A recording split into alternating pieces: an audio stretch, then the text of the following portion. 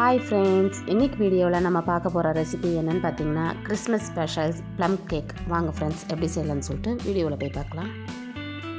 First இந்த recipe செய்கிறதுக்கு நான் நட்ஸ் எல்லாமே எடுத்து வச்சுருக்குறேங்க.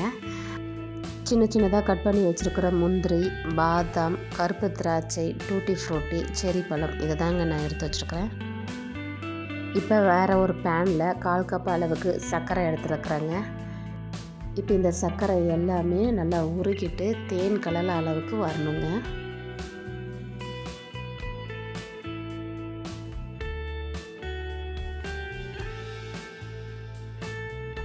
இப்போ பாருங்கள், இந்த சர்க்கரை எல்லாமே நல்லா உருகிட்டு கலர் மாதிரி வருது. இப்போ இதை நல்லா மிக்ஸ் பண்ணிக்கலாங்க.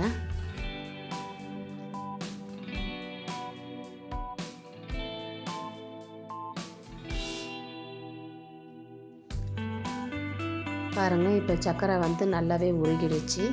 நல்லா தேன் கலர்லேயும் வந்திருக்கு.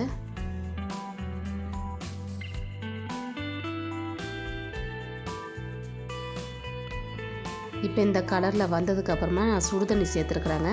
சேர்த்துட்டு கைவிடாமல் நல்லா மிக்ஸ் பண்ணிக்கலாங்க. இப்போ சுடுதண்ணி சேர்த்ததுக்கப்புறமா இது கொஞ்சம் திக்காகுங்க. திக்கானதுக்கப்புறமாவும் கொஞ்சமாக நம்ம தண்ணி சேர்த்துட்டு இது உருகிற வரைக்கும் நல்லா மிக்ஸ் பண்ணிக்கலாங்க.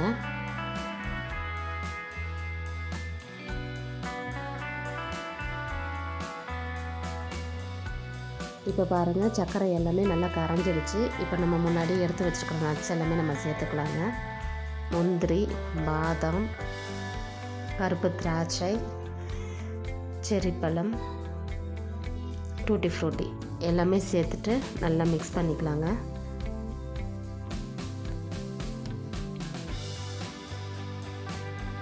பாருங்கள், இது எல்லாமே சேர்த்துட்டு நல்லா கலந்து விட்டுக்கலாங்க. கலந்து விடும்போது இந்த தண்ணி எல்லாமே கொஞ்சம் ட்ரை ஆகி நல்லா ரெடி ஆகி வருங்க. இப்போ ஒரு 5 மினிட்ஸ் போல் நல்லா மிக்ஸ் பண்ணதுக்கப்புறமா ஒரு கொதி வரட்டும்.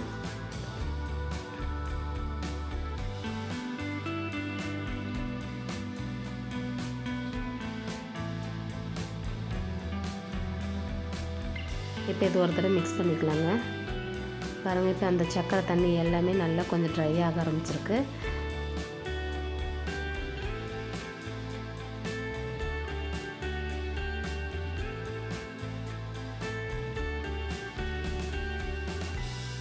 இப்போ இந்த ஸ்டேஜில் நம்ம ஸ்டவ் ஆஃப் பண்ணிடலாங்க. இது ஒரு ஓரமாக இருக்கட்டும். இது சூடு நல்லா ஆறணும். இப்போ ஒரு மிக்ஸி ஜாரில் 1/2 கப் அளவுக்கு சர்க்கரை எடுத்துருக்குறாங்க.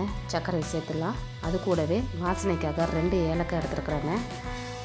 இப்போ இது கூடவே 2 முட்டை எடுத்துருக்குறாங்க. அதையும் சேர்த்துட்டு நல்லா அரைச்சி எடுத்துக்கலாங்க.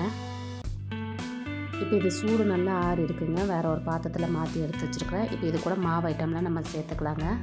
ஒரு ஜல்லடையில் 1 கப் அளவுக்கு மைதா மாவு எடுத்துருக்குறாங்க. இப்போ இது கூடவே டேஸ்ட்டுக்காக கொஞ்சமாக உப்பு சேர்த்துருக்காங்க. 1 ஸ்பூன் அளவுக்கு பேக்கிங் பவுடர், 1/2 ஸ்பூன் அளவுக்கு பேக்கிங் சோடா ரெண்டுத்தையும் சேர்த்துருக்காங்க. இப்போ சேர்த்துட்டு இப்போ இதை நம்ம ஜலிச்சு எடுத்துக்கலாங்க. இப்போ இந்த மாவு கூடவே 1/4 கப் அளவுக்கு கொக்கோ பவுடர் எடுத்துருக்குறாங்க. அதையும் நம்ம சலிச்சு எடுத்துக்கலாம்.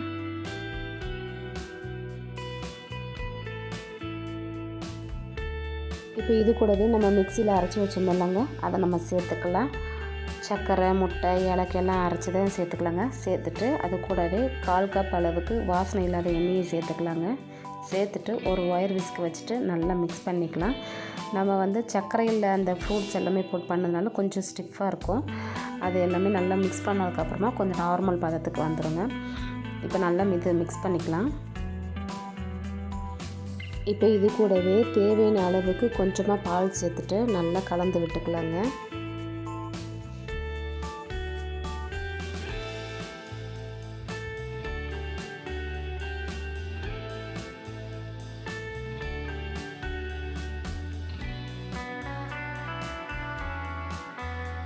பாருங்கள், இந்த மாதிரி கலந்து நம்ம ரெடி பண்ணி எடுத்து வச்சுக்கலாங்க.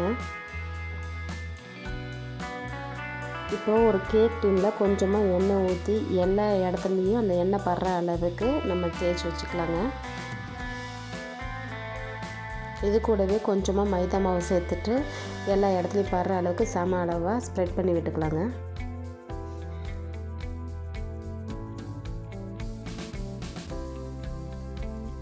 இப்போ நம்ம ரெடி பண்ணி வச்சுருக்கிற அந்த மாவை நம்ம இந்த பாத்திரத்தோடு சேர்த்துடலாங்க.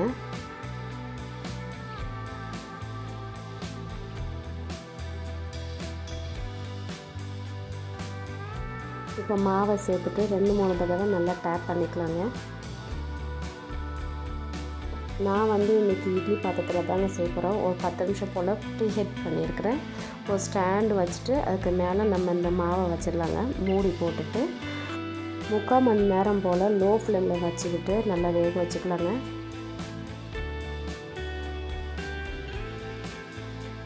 இப்போ நான் ஓப்பன் பண்ணி பார்க்குறேங்க. மேலே இருக்கிற பிளேட்டை ரிமூவ் பண்ணிட்டேன். நம்மளுக்கு கேக் அழகாக ரெடி ஆகிட்டுருக்கு. இப்போ ஒரு குச்சி வச்சியோ இல்லைன்னா ஒரு கம்பி குச்சி வச்சியோ நம்ம குத்தி பார்த்துக்கலாங்க. மாவு எதுவும் ஒட்டாமல் வரணும். பாருங்கள், எனக்கு ஒட்டாமல் வந்திருக்கு. இப்போ நம்ம இதை வெளியே எடுத்து வச்சிடலாங்க. இது நல்லா சூடு ஆறுனதுக்கு அப்புறமா இந்த சைடு கார்னர் எல்லாமே நம்ம கத்தியை வச்சுட்டு எடுத்து விட்டுக்கலாங்க. இப்போ இந்த கேக்கை வேறு ஒரு பிளேட்டுக்கு நம்ம மாற்றிக்கலாங்க. இது 2 தடவை தட்டிட்டு நம்ம எடுத்துக்கிட்டால் ஈஸியாக வெளியே வந்துடுங்க. பாருங்கள், கேக்கு நல்லா சூப்பராகவே வந்திருக்கு. இதை நம்ம திருப்பி எடுத்துக்கலாங்க. பாருங்கள், நல்லா சாஃப்டாக புசு புசுன்னு வந்திருக்கு. இப்போ இதை நம்ம கட் பண்ணலாங்க. பாருங்கள், கத்தி வச்ச உடனே உள்ளே நல்லா இறங்கிடுச்சு. நம்ம கேக் சூப்பர் சாஃப்டாக கிடச்சிருக்கு.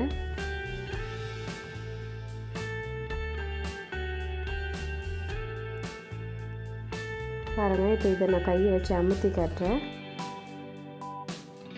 பாருங்கள், நல்லா சூப்பராக சாஃப்டாக வந்திருக்குது. நல்லா புசு புசுன்னு இருக்குது. பாருங்கள், இப்போ கேக் நம்மளுக்கு தயாராக இருக்குது.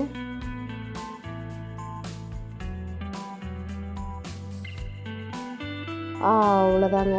இப்போ நம்ம ரெடி பண்ணி வச்சுருக்கிற கிறிஸ்மஸ் கேக் ரெடி ஆகிடுச்சு. இந்த வீடியோ உங்களுக்கு பிடிச்சிருந்தா லைக் பண்ணுங்கள், ஷேர் பண்ணுங்கள், கமெண்ட் பண்ணுங்கள். மறக்காமல் நம்ம சேனலை சப்ஸ்கிரைப் பண்ணிக்கோங்க ஃப்ரெண்ட்ஸ்.